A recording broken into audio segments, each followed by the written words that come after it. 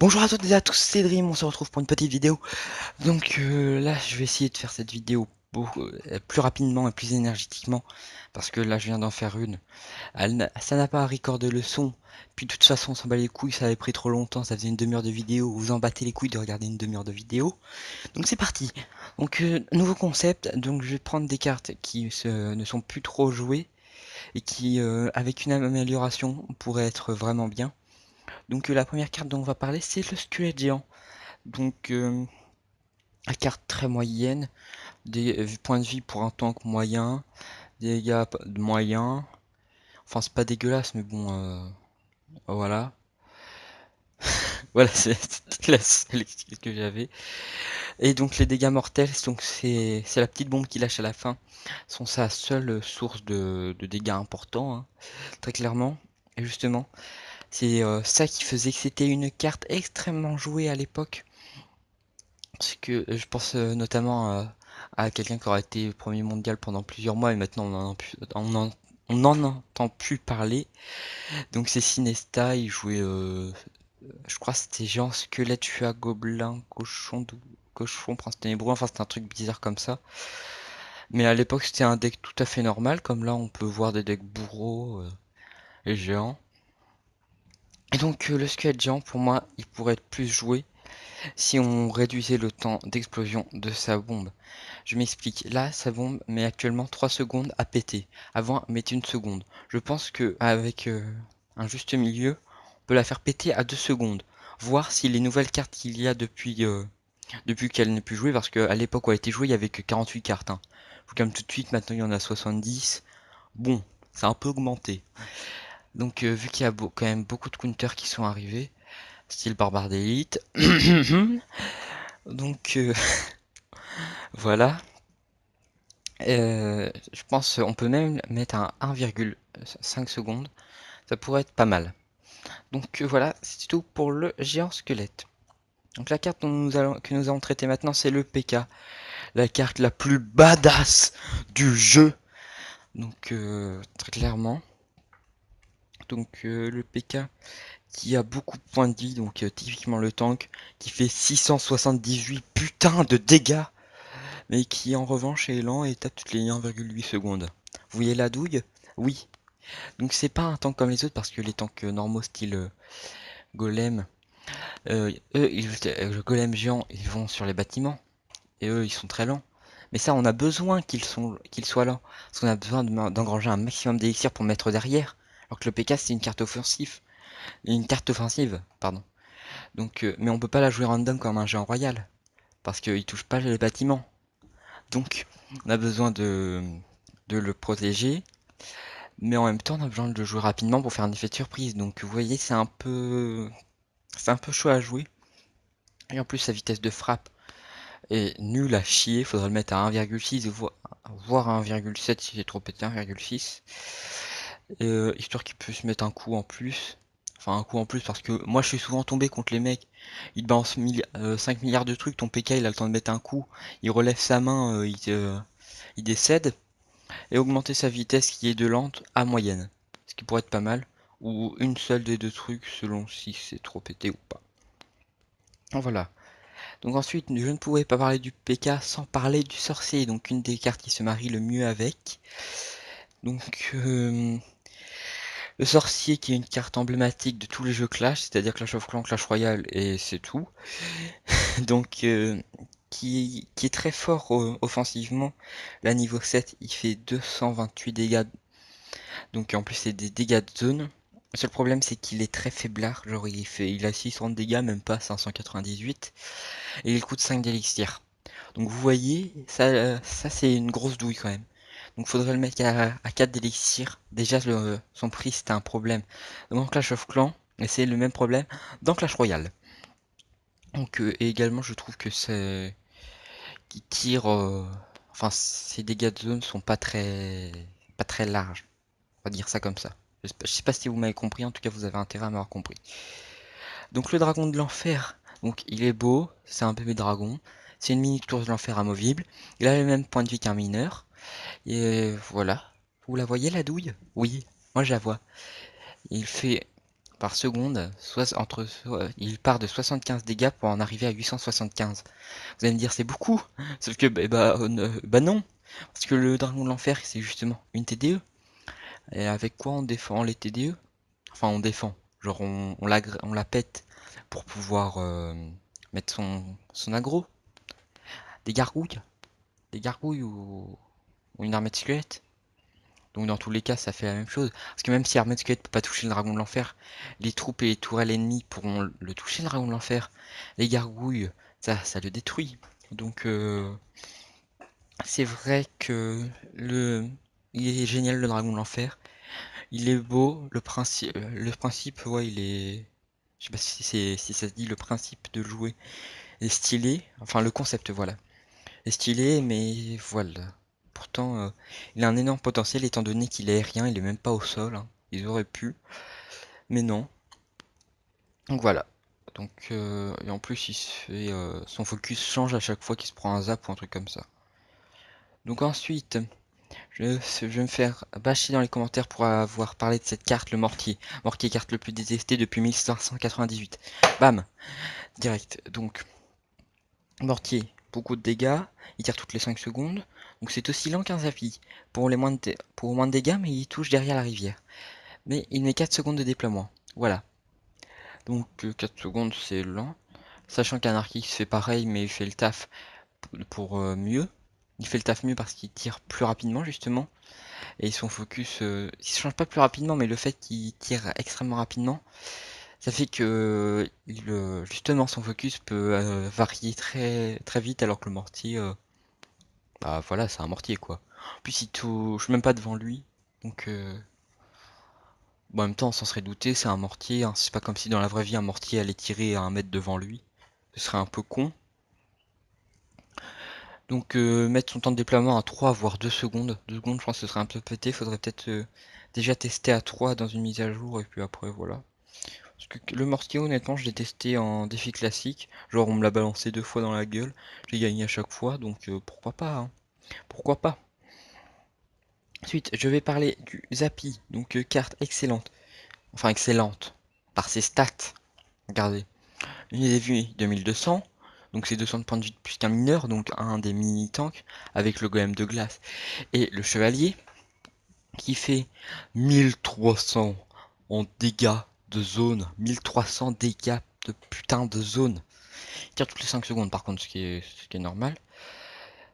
Donc il a une portée de 4,5, ce qui est moyen, mais bon, c'est pas super grave étant donné...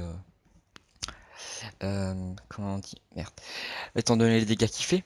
Donc vous allez me dire, mais il est super bien le Zappy, mais qu'est-ce qui se passe? Mais ce qui se passe, c'est qu'il met 5 secondes de frappe. Sauf qu'en plus, les top players, ils attendent bien que ce soit à 4 secondes de chargement, voire 4,5, parce qu'on sait que le chargement du Zappy en voyant son bout. Pas d'esprit malsain.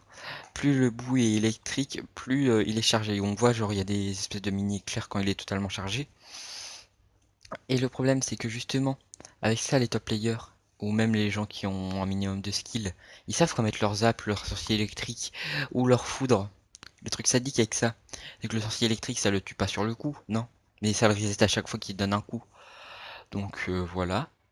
Le foudre, ça le laisse à un poil cul de vie. Un poil de cul de vie. Et le zap, bah, ça le reset juste, mais bon, ça fait chier quand même d'attendre 10 secondes pour 1300 de dégâts. Sachant que t'es même pas obligé de toucher la tour. Donc voilà. Potentiellement la carte avec le plus gros potentiel de destruction massive de Clash Royale, mais qui n'est pas du tout utilisable. Juste ça. Donc là, je vais parler de la bûche. Donc la bûche est encore jouée, mais elle se fait patcher ou elle va se faire...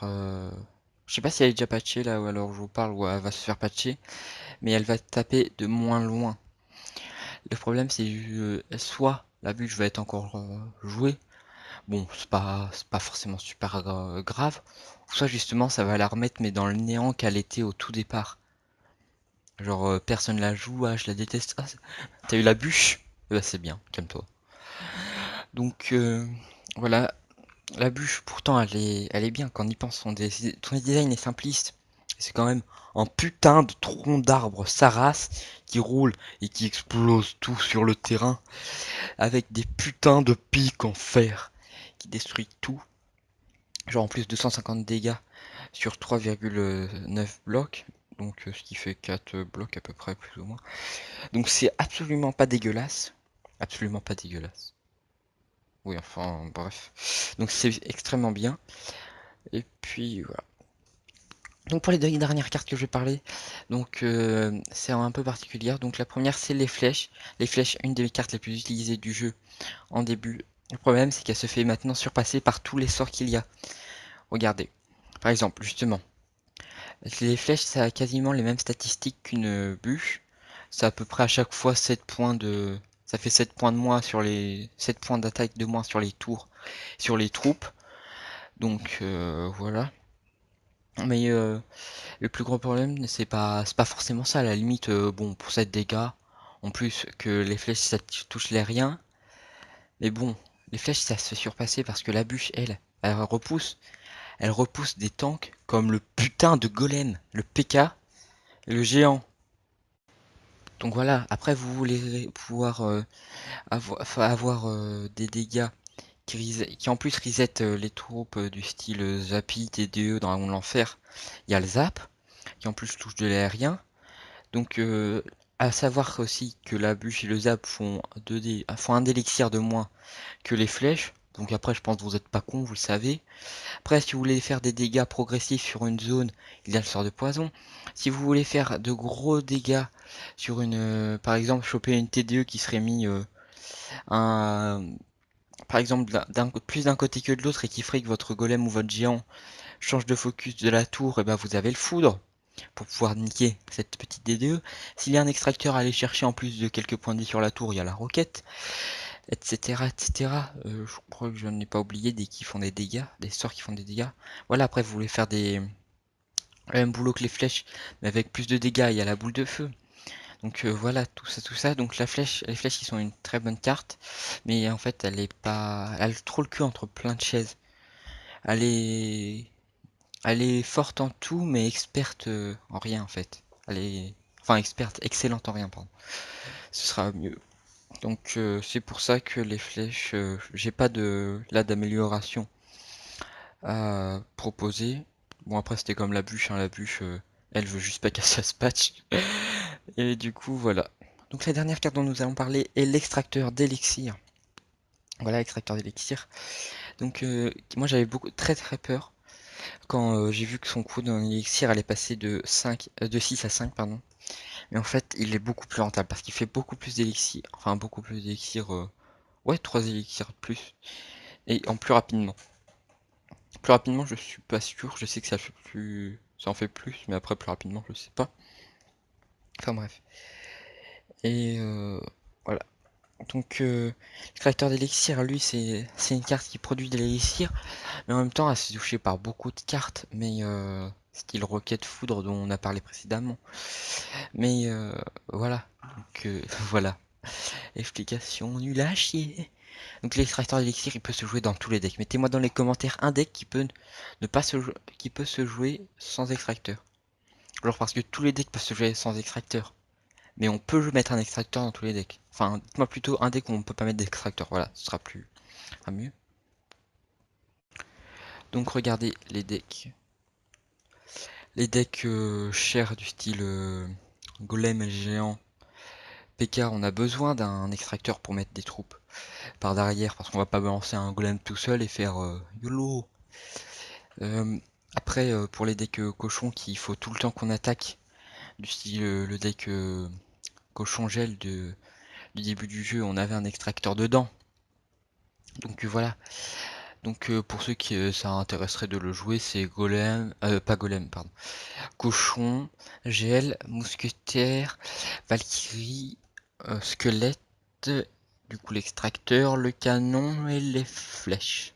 Je crois que j'oublie rien. Enfin voilà. Et donc l'extracteur après dans les decks mineurs où on a besoin de faire des rotations très très rapidement pour mettre toute une aggro d'un côté, puis en même temps on peut tout défendre de l'autre, et puis avoir toujours une petite marche d'élixir en avance par rapport à l'adversaire. Donc c'est clair que c'est cool. Et donc voilà. Donc c'était tout pour cette petite vidéo. Donc j'espère qu'elle vous aura plu. Je tiens à m'excuser de ne pas en avoir fait récemment parce que déjà les lives je pouvais pas en faire parce qu'il y avait et les vidéos non plus parce que pendant les vacances il y avait de la famille chez moi où je devais aller chez de la famille presque tous les jours. Le reste du temps je me reposais un peu. Voilà, flemmard. Après il y a eu la rentrée et puis également j'ai été malade 2 jours donc voilà. Malade, je sais plus si c'était une angine ou une phlémingite aiguë. Donc sinon, j'espère que cette vidéo vous aura vraiment plu. N'hésitez pas à péter le compteur de like, à la partager. Je crois que je vais créer un Twitter d'ailleurs pour la chaîne. Je suis pas sûr, mais je devrais en faire un. Et ensuite, vous pouvez me mettre des commentaires, genre me poser des questions et tout et tout. Et bah après, vous pouvez aussi, je sais pas moi. Ah si, vous abonner. Ciao!